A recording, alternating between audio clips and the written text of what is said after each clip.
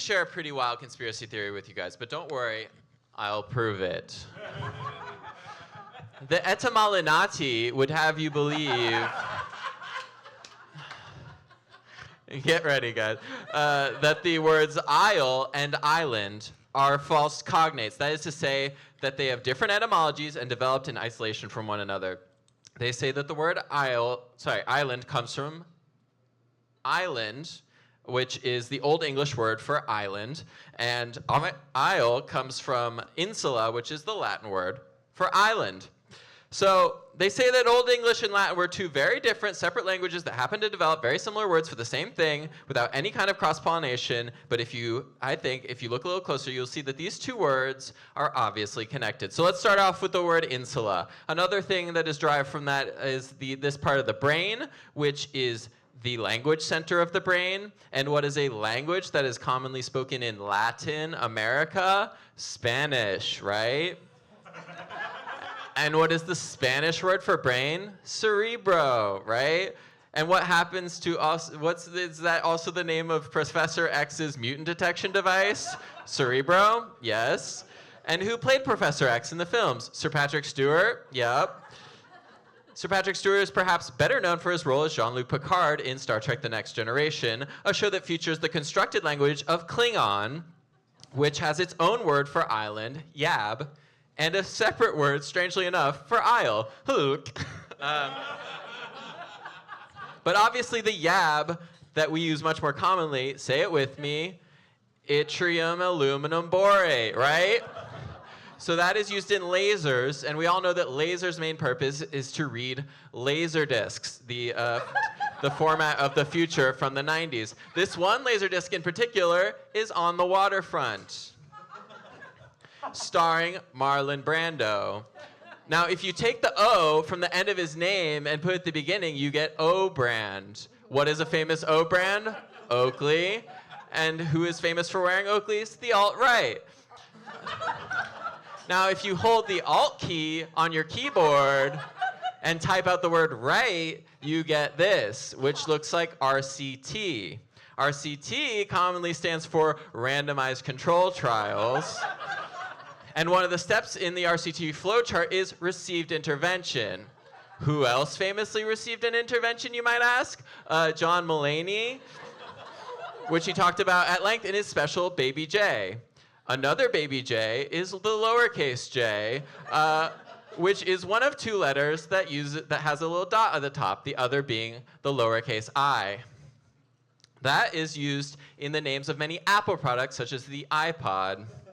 Another Apple product is Fuji apples, which are named after Mount Fuji, which is a volcano in Japan. The Japanese word for volcano is Kazan, which is also the name of Elia Kazan, the famous director of Streetcar Named Desire, East of Eden, and On the Waterfront. They're not related. Another thing that is on the waterfront is the Waterfront Club in Queens. The worst review of said Waterfront Club reads, "Food is advertised, but there is no food, just drinks, 1 star." So on its face, this seems innocuous, but if you take the first letter from each word and write it out, you get Finajijibet.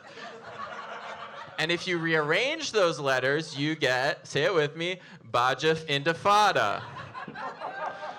Intifada is an Arabic word for uprising, and Bajif is obviously referring to this Instagram account, Bitching and Junk Food. So together, it's obviously calling for an uprising against junk food, which would look like this. So, as we see in this picture, a woman is kicking a burger, which is an obvious reference to the segment from a 1992 episode of the Norwegian talk show Los Patraden, in which a breakdancer was asked to kick a burger off a ski pole for some reason, while the presenter puts on his best American accent and persona. Vi skal prøve å ha en liten mix av det egentlig, en såkalt burgerleik. All right? I need some action here, man. All right? Okay. All right, we're going to do some little rapping here right now. We're going to have some time. We're going to be so cool, all right? All right, okay. Hit it! All right, we're going to have a little dancing here, right? We're going to have a little Burger King. You're going to move the Burger burger to the moon, all right? You ready? All right. You ready to jump that burger in the moon? So come on, hit it right now. He's gonna hit the burger, he's gonna hit it to the moon. He's the dancer, he's gonna dance around, he's gonna be the burger man. He's gonna kick it. I don't know what way he would kick it, but he's gonna kick it now. He's gonna kick that burger. Come on, let's do it now. 1, 2, kick. Yeah! All right, let's do it one more time. Hey, you gonna move it? You gonna move that burger? You're gonna kick a burger? Oh, all right, let's see. Hit the burger. All right, 1. I said 2. All right. Kick. Okay, so isn't that great? The presenter requested that he move the burger to the moon. If he was speaking in his native tongue of Norwegian, he would have said the Norwegian word for moon, which is mane. What animal is famous for its mane? Lions. And what is the most famous lion? The king of lions, or the Lion King, as I like to call it. This titular lion was played famously by Matthew Broderick, who is perhaps best known for his role as Mike Nelson in one episode of the TV show Lou Grant in 1981. Another Lou Grant is Congressman Ted Lieu's Grants Program, which you can apply for if you live in California's 36th district, which is on the waterfront in Santa Monica or Torrance. Santa Monica is best known for its pier, which features this famous Ferris wheel. Another famous Ferris is Ferris Bueller, played by Matthew Broderick in the film Ferris Bueller's Day Off. The film features a special rendition of the Beatles song Twist and Shout, and the drummer for the Beatles' name is Ringo Starr. Now, if you take the O from the end of his name and put it at the beginning, you get O-ring. This is an O-ring, but the most famous O-ring, and the one that this is obviously referring to, is the one that failed and caused the Challenger explosion. Don't worry, it wasn't real. They're all fine.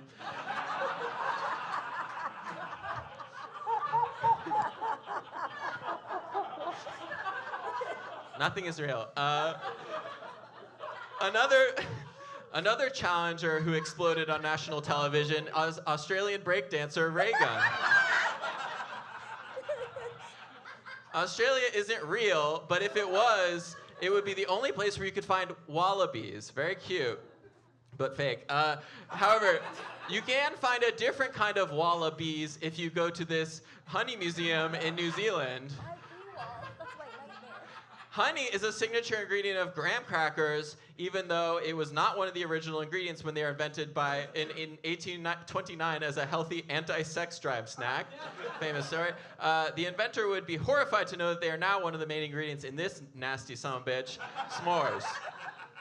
That treat is, of course, named after the Simeo measure of risk and error. We all know that. But if you look down here at the bottom, you will find the words raw data, which is, of course, not referring to any numbers, but this picture of Data from Star Trek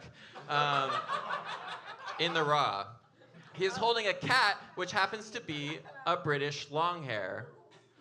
And British Longhairs cats are an ancient breed that came about when ancient Roman soldiers and British cat breeders mixed breeds.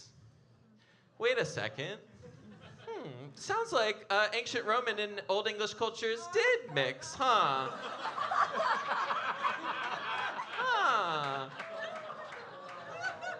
So if they were able to come together and make this cute son-of-a-bitch, maybe somehow they also shared the words about the islands that they were doing it on?